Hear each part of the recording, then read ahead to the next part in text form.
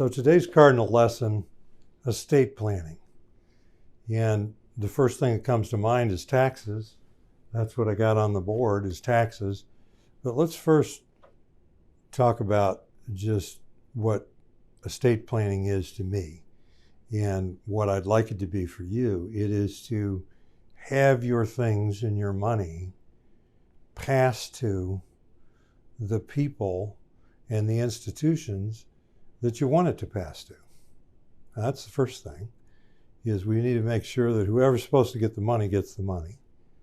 And then, I guess second, we want to achieve what you want to achieve with it. I mean, some people really just think that estate planning is whatever's left, I want it to go to these people. But I've got this money, it's really for me in this lifetime.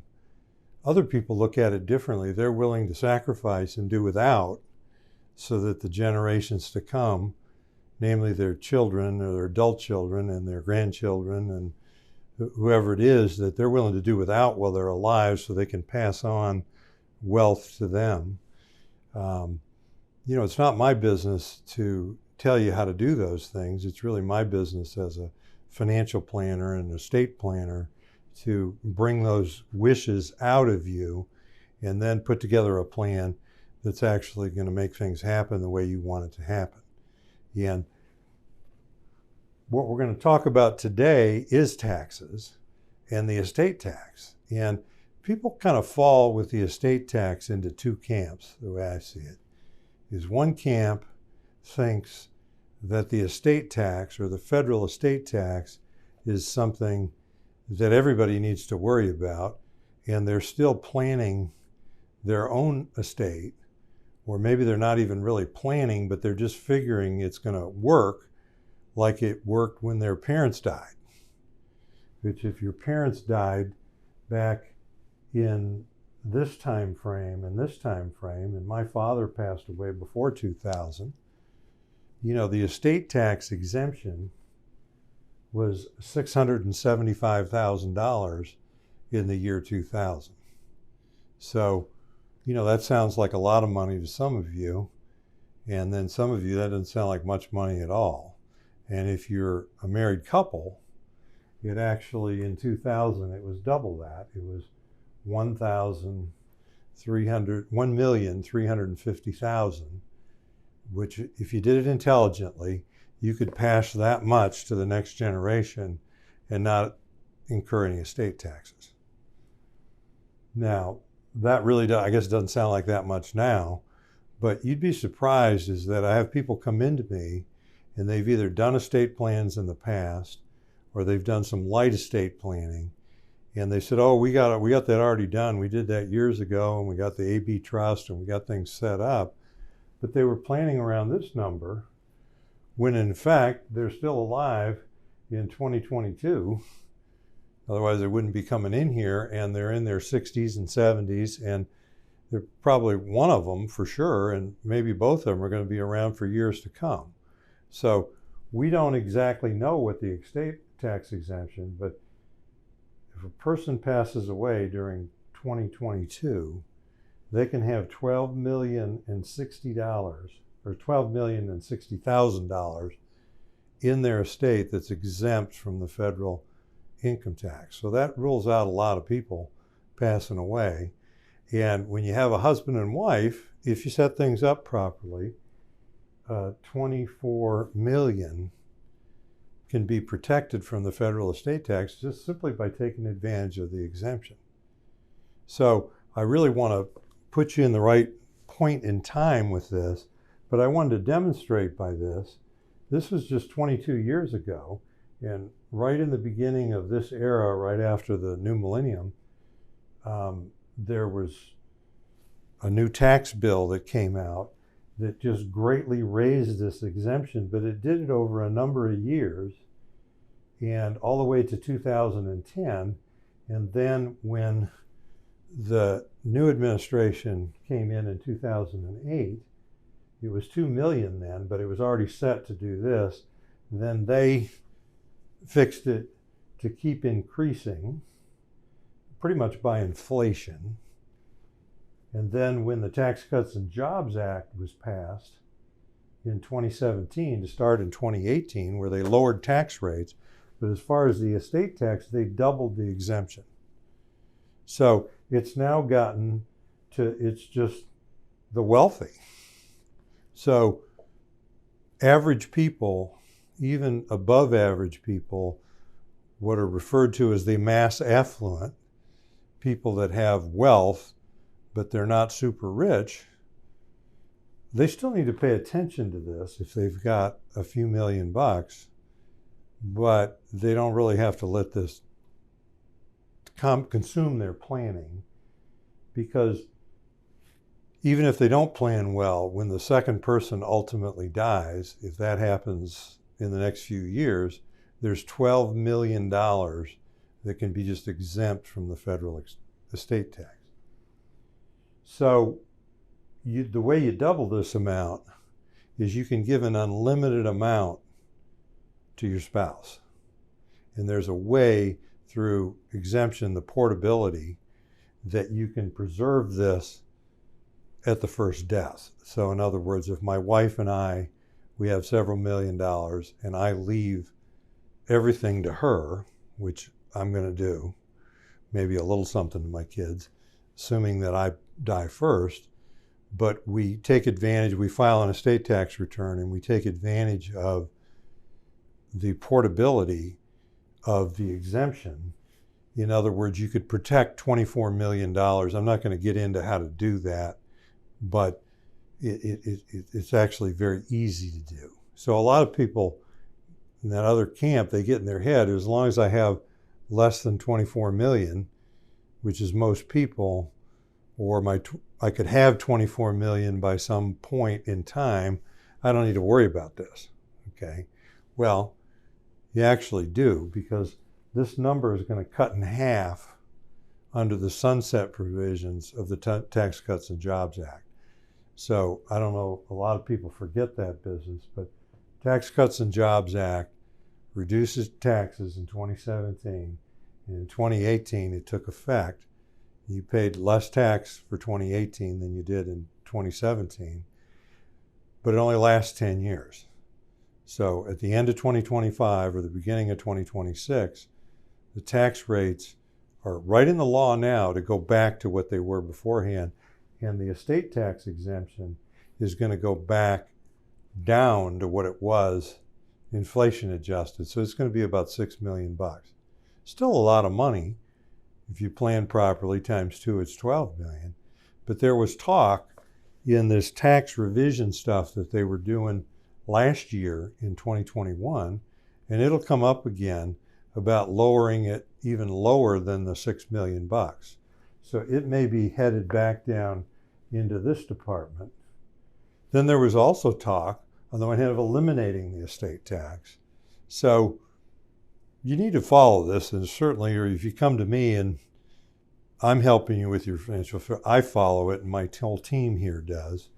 And we're estate planners, and so when somebody has a significant amount of wealth, and this is a factor at the federal level, we have ways, and we can get you to attorneys and all the things. We do this in all 50 states and DC. We work mostly by Zoom now, which is kind of cool. We can do all the planning and things to at least lessen the federal estate tax for people that are fortunate enough to have a lot of wealth. And now I want to change it over to really estate planning for the rest of us, okay?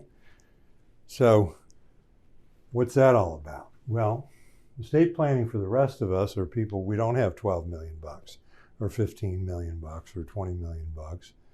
We've got less than $1 million, or we got 2 million, or we have 200,000. And then some people think when they've looked at those big numbers, and I'm not one of them, I don't even need to worry about it at all. Well, okay, if you want your heirs to pay a lot of taxes and have a lot of hassle, then you don't need to do any estate planning. But if you're concerned about that, because now I'm going to talk about what you do for the rest of us, is that most people, average, above average, mass affluent, whatever you want to call them, most middle class working folks, like I consider myself one of them, a significant portion of their wealth is in an IRA, okay? Or we could say half their money, even if 30% of your money is in an IRA, then that's a tax issue for starters in life. If you're turning 65 or in your 60s and that money is there, it's a bulk of money. And I mean, a lot of people coming in here, 80% of their financial wealth, they've never paid tax on it. And they're either going to pay tax on it in an intelligent way throughout their lifetime, or like a lot of people, they're going to, they're going to avoid taking distributions, just take the minimum distributions at 72. And then when they pass away, if their spouse is still living, they'll leave it to their spouse. The spouse keeps the minimum distribution thing going. And then when they pass away, there's a significant portion of their wealth is in an IRA. It goes to the kids, or the adult kids, and it is pre-tax. And so that's a problem. It's called the estate tax for the middle class, and it happens all the time. And what do the kids do? This is the first money to show up after somebody dies, okay? I mean, it's like when my mother passed away, the money that was in her IRA transferred by beneficiary. And I mean, we just sent the forms in.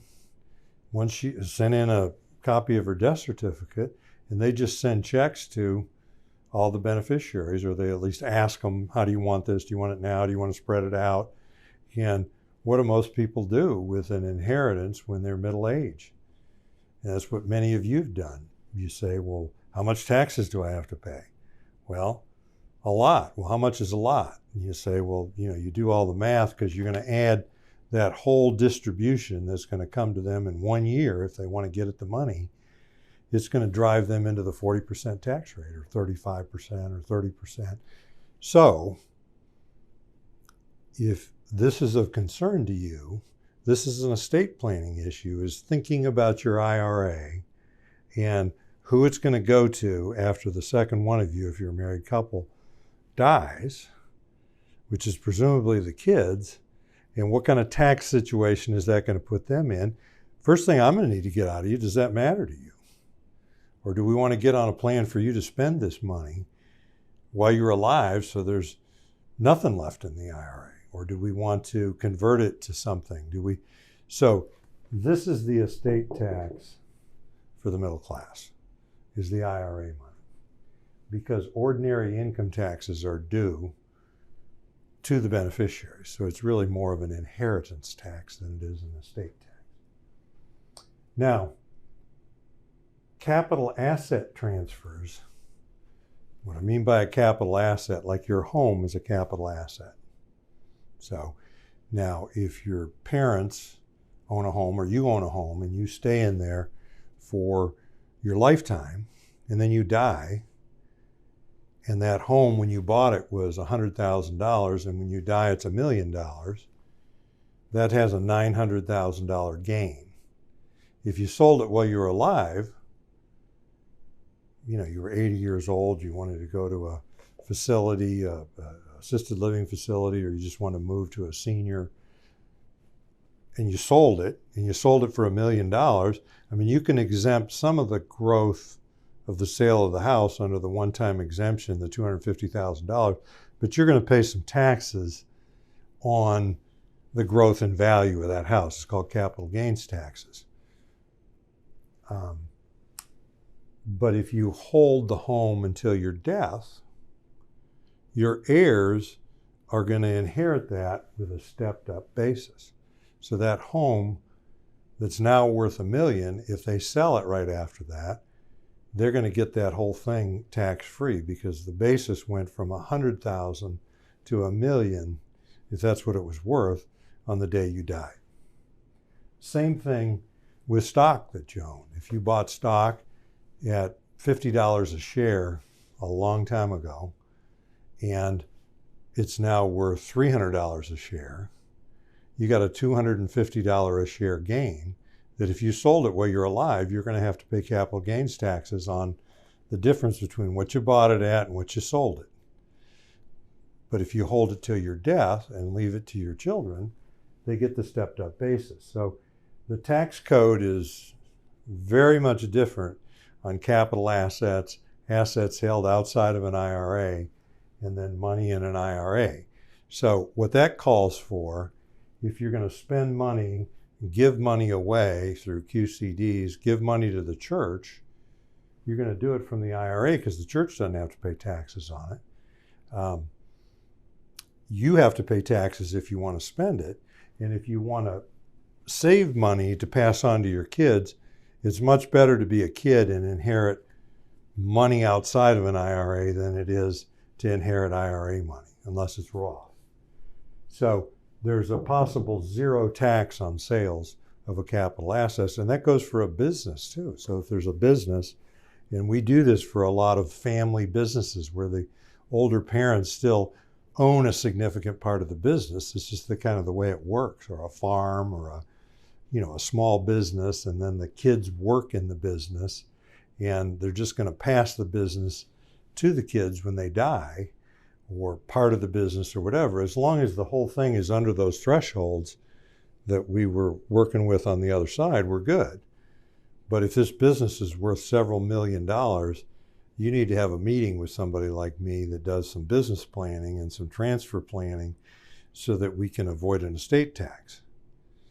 But if we're under those kind of thresholds, then if the business, maybe you paid very little for the business, or you just started it up and you've got an initial basis in the thing of $100,000 or something, and it's worth $4 million now, and then you die, your heirs inherit that business with literally zero tax because it gets a step up in basis. So this is a real benefit to middle-class people and well-to-do people. This is a negative, is the taxes, the ordinary income taxes due. Now let's talk about state taxes. I mean, you've got two different kinds of taxes. One is an estate tax, the other is an inheritance tax. And you think, well, what's the difference? Well, the difference is that an estate tax is levied on the person's estate before that gets out of there and gets transferred to the heirs. The inheritance tax is levied upon the heirs. So, and there are several states that have an estate tax in addition to the federal tax, and many of these have them at a much lower threshold than the $12 million or the $24 million that I had on the other side of the board. Those are Connecticut, Hawaii, Illinois, Maine, Massachusetts, Minnesota, New York, Oregon, Rhode Island, Vermont, Washington, and Washington, D.C.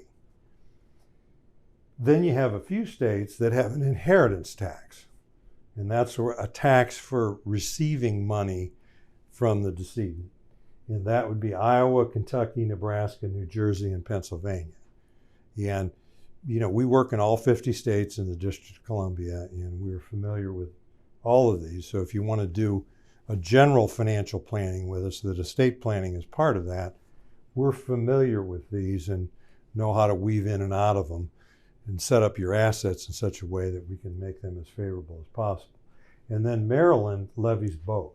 Maryland has an inheritance tax and an estate tax. So the gist of this whole thing is that your estate, it's smart to plan. Even short of the taxes, to really plan things out and write things down, get to an attorney, and get to your IRA and your 401ks, which have beneficiaries on them, and they trump the will that you do at an attorney. By trumping the will, they're just going to pay whoever it says on there. It's not going to go in the estate. But to really sit down with a professional, this is what I do, and go through everything you got, everything you and your spouse have, and then figure out, most of the time, it's all got to go to one or the other, and because just that's what you do with your spouses. But then figure out when that second one dies, who's it going to and how's it going to get there? What are your desires in that area? And this is especially complicated when you have different kids when this is a second marriage, and you got her kids, you got his kids, and then they both have each other's stepkids. And a lot of people say, oh, we've taken care of that in the will. Well, okay. But, you know, what I do with people is sit down and have a conversation and figure out how they want it to happen. And if they've got some special money that they want to go to those kids, a lot of times we compensate with that with life insurance, just so that when that person dies, whether it's first or second in order, their kids get X amount. We may buy life insurance on both the man and the woman, and then just have the beneficiaries of that be the kids. Or vice versa with the assets. We may leave the assets to the kids that came into the marriage from their prior spouse, and then have the life insurance go to the spouse, so that that's something that started after the marriage. I mean, we've got an infinite number of possibilities. But so what I wanted to do is just familiarize you with this, and this is a service that we offer. I'm Hans Scheil, and I thank you for listening.